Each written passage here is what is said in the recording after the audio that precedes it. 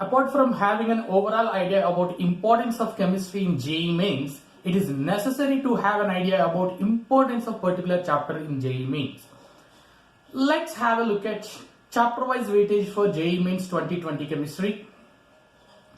Chapter name, total questions and weightage. Mole concept, one question, weightage is 33.3%. Redox reactions, one question, 3.3%. Electrochemistry, one question, 3.3%. Chemical kinetics, one question, 3.3%. Solutions and colligative properties, one question, 3.3%. General organic chemistry, one question, 3.3%. Stereochemistry, one question, 3.3%. Hydrocarbons, one question, 3.3%. Alkyl halides, one question, 3.3%. Carboxylic acids and their derivatives, one question, 3.3%. Carbohydrates, amino acids and polymers, one question, 3.3%. Aromatic compounds, one question, 3.3%. Atomic structure, two questions, 6.6%. Chemical bonding, two questions, 6.6%. Chemical and ionic equilibrium, two questions, 6.6%. Solid state and surface chemistry, two questions, 6.6%. Nuclear and electrochemistry, two questions, 6.6%. Thermodynamics and the gaseous state, two questions, 6.6%. Transition elements and coordination compounds, three questions, 9.9%. Periodic table and P block elements, three questions, 9.9%. Today I am going to tell you about 2020 JEE Mains questions in the solid state and surface chemistry chapter. Question in solid state, that is the relative strength of interionic or intermolecular forces in decreasing order is, you know very well, ion-ion attractions are present between ions, ion-ion attractions. This is ion, let us take Na plus and ion Cl minus. Here this is a cation and this is an anion. The attractions between cation and anion is called ionic bond. Here ion-ion attractions represents the ionic bond. The next one is ion dipole.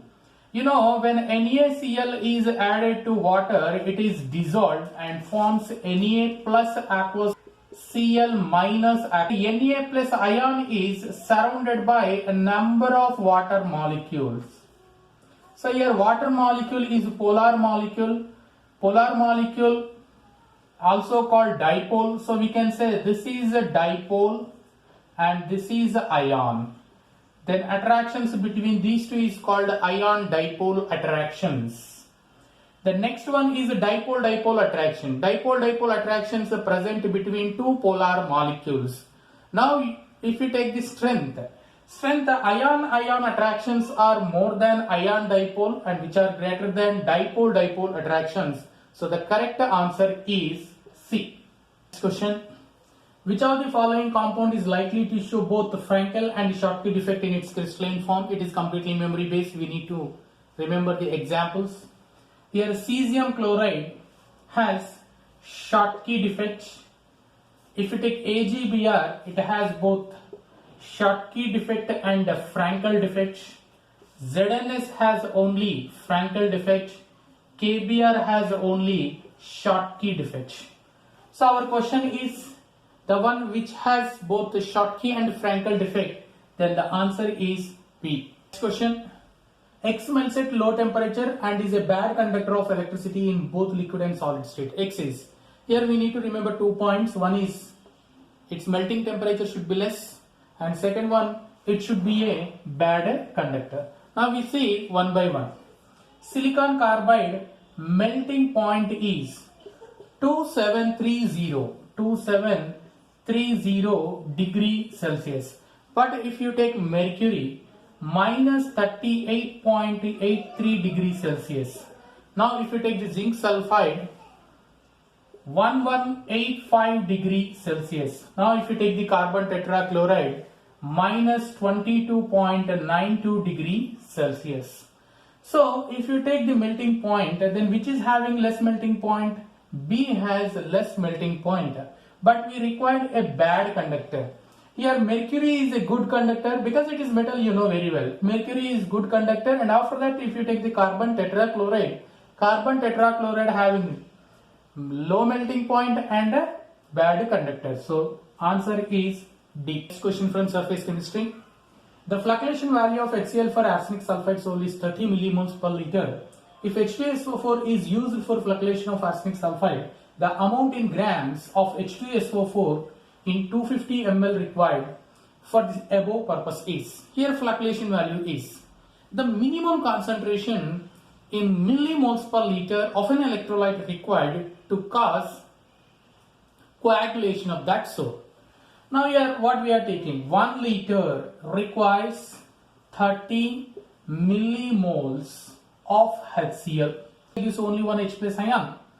Now if you take 1 liter of the same sole requires only 15 millimoles of H2SO4. So from this you can say 250 milliliters required how many millimoles. So here 250 by 1000 into 15 millimoles. But we required amount of H2SO4. Here amount of H2SO4 is equal to moles of H2SO4 into 90H. We have millimoles, we can convert millimoles into moles by dividing with 1000. So here 1 by 4 into 15 moles, because here 251, 254. So 1 by 4 into 15, these are millimoles, by 1000 gives moles of H2SO4 into its gram molecular mass, that is 98 grams, that is equal to 0.3675 grams. Next question. As per Hardisher formation, the fluctuation values of the following for ferric hydroxide sole are in the order. Here ferric hydroxide sole is positive sole. Then fluctuation ion is negative ion. Here fluctuation value is inversely proportional to coagulating power. It is inversely proportional to coagulating power. Now here coagulating power is directly proportional to charge on anion. Hydroxide is a positive sole. We have to take a fluctuation ion, that is anion. So now we take here coagulating power is directly proportional to charge on anion. If you take K3FeCN6 minus, the anion is FeCN6 3 minus.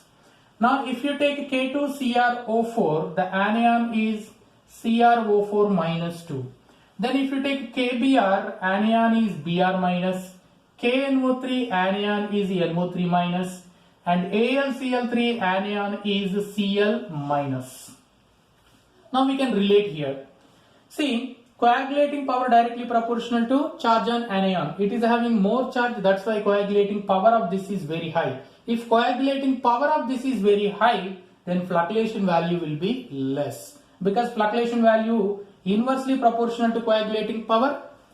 Coagulating power directly proportional to charge on anion. So the charge on anion is very high, that's why it has more coagulating power. Fluctuation value will be less. Then the order of fluctuation value is like this. It is more than next this, and all are having same charge, that's why fluctuation value of these three equal.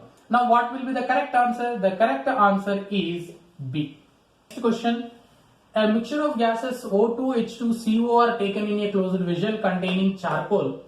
The graph that represents the correct behavior of pressure with the time is.